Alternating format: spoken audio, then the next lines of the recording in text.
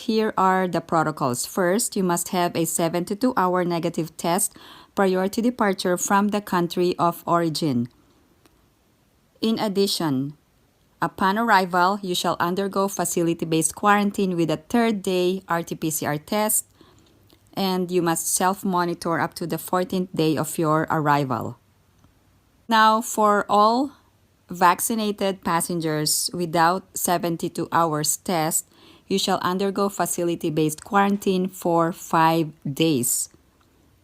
The pre-book hotel is 6 days. Now, upon arrival, you shall have your test on the 5th day, and you are required to home quarantine until the 10th day of your arrival.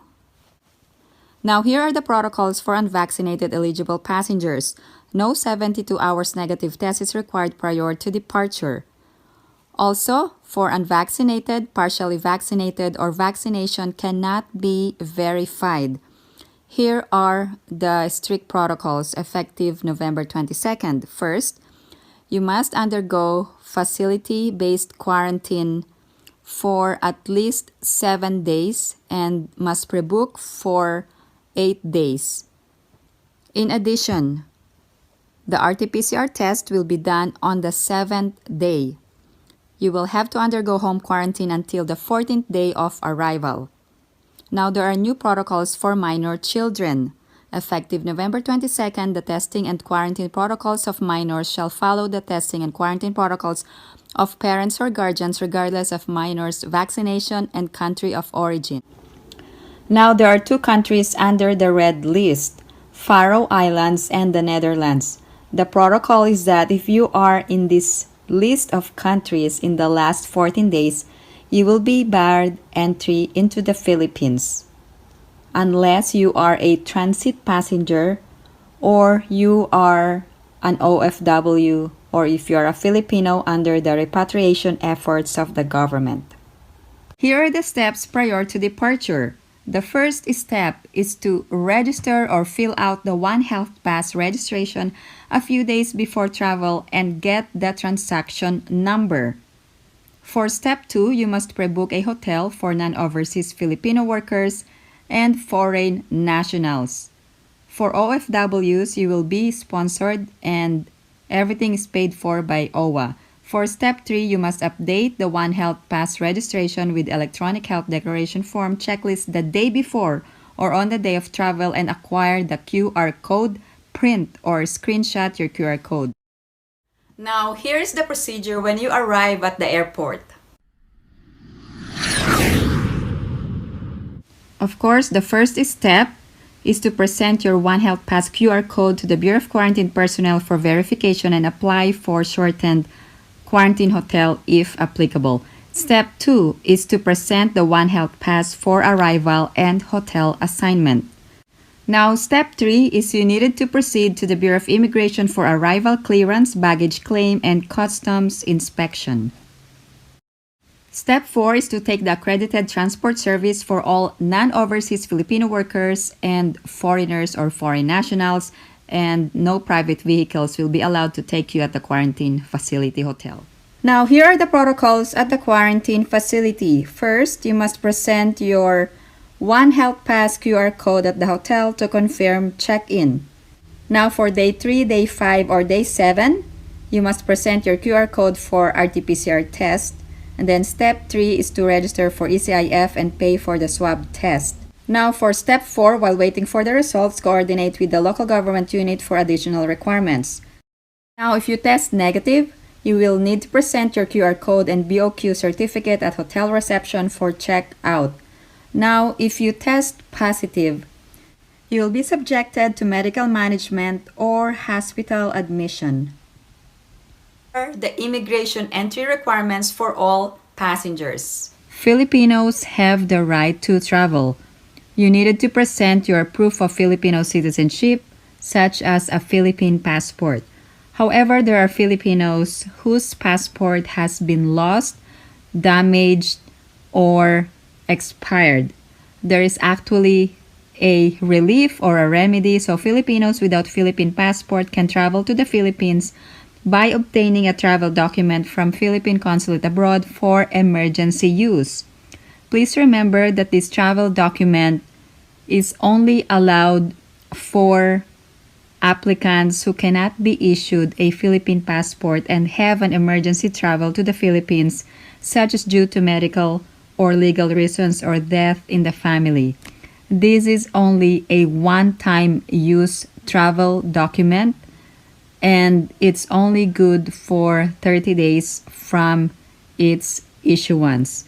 So this is only a one-way ticket to the Philippines, and if you needed a Philippine passport, you must apply once you arrive in the Philippines. Others are dual citizens. Dual citizens are Filipinos who have acquired a foreign citizenship and at the same time reacquired Filipino citizenship.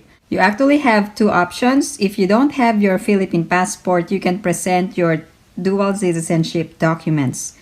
Balikbayan visa can be availed upon arrival in the Philippines. In addition, Balikbayan visa is free. You must proceed to Filipino Lane upon arrival. Also, you need to ask the immigration that you will be availing of the Balikbayan visa. Also, you will be granted Balikbayan visa for 1 year from the date of your arrival in the Philippines. Former Filipinos can travel alone or with families such as a spouse or children. If traveling together with foreign spouse or foreign children, both spouse or children can avail of Balikbayan visa and stay in Philippines visa-free for 1 year. The foreign spouse or foreign children traveling together with former Filipino must have a return or onward ticket. In addition, the foreign spouse or children must have a valid passport for at least 6 months and beyond. Now, here is the immigration entry requirement for all former Filipinos. First, you must have your foreign passport plus your old or valid Philippine passport, or a foreign passport plus your authentic Philippine birth certificate. Now, for foreign spouse who is native and not traveling with Filipino spouse, here are the requirements. Must have a 9A visa. The passport must be valid for at least 6 months and beyond. Must have return or onward ticket. And the Filipino spouse must be in Philippines at time of intended travel. Now, the foreign spouse not traveling with Filipino spouse must have an authentic marriage certificate. Now, for foreign parent with Filipino child in Philippines, here are the requirements. Must have a 9A visa, and the passport must be valid for at least 6 months and beyond, and must have a return or onward ticket, and the child must be in Philippines at the time of intended travel. For foreign parent with Filipino child in Philippines, here are the requirements. First, you must have an authentic birth certificate of the child to prove filiation or relationship. Now, here are the foreign nationals who must have a valid and existing visa to enter the Philippines. SRRV holders or Special Resident Retirees Visa, Philippine Immigrant Visa holders such as 13A, 13B, 13C, 13D, 13E, and 13G visa holders. Also accredited foreign government and international organization officials and their dependents, foreign airline crew members, and foreign seafarers with 9C visa. Now, other foreign nationals allowed are temporary visitors. There was a press release issued by the Bureau of Immigration providing for this guidance. You must have a 9A visa and entry exemption document, which is impossible to obtain. So this is only for business, humanitarian, and meritorious reasons.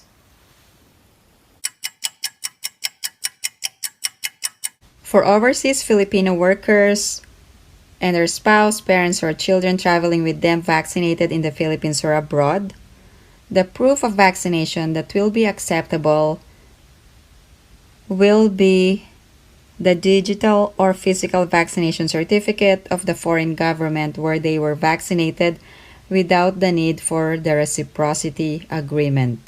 Now, for non-overseas Filipino workers vaccinated in the country or abroad, or foreigners vaccinated in the Philippines, these are the acceptable proof of vaccination. VaxCert Digital Vaccination Certificate or Bureau of Quarantine World Health Organization issued ICV, or the National or State Digital Certificate of the foreign government where they were vaccinated, which has accepted VaxCert under a reciprocal agreement. Now, for foreign nationals vaccinated abroad, World Health Organization issued ICV or National or State Digital Certificate of the foreign government which has accepted VaxCert PH. For those of you who are asking, because there's no National Digital COVID Certificate in the US, what is the acceptable proof of vaccination? The CDC card is considered acceptable and also the ICV yellow card. Now, here are the entry requirements for all eligible passengers. First, 72-hour negative test prior to arrival in the Philippines if you are fully vaccinated or coming from a green lane country. And second, foreign nationals, including former Filipinos, must pre-book a hotel quarantine depending if you are coming from a green lane country or yellow list country. You must also register through the One Health Pass and fill out the Trace app for contact tracing. In addition, you must also register for the ECIF for COVID testing, PADLAB for foreign airline passengers, and PAL ECIF for Philippine airline passengers. For overseas Filipino workers, you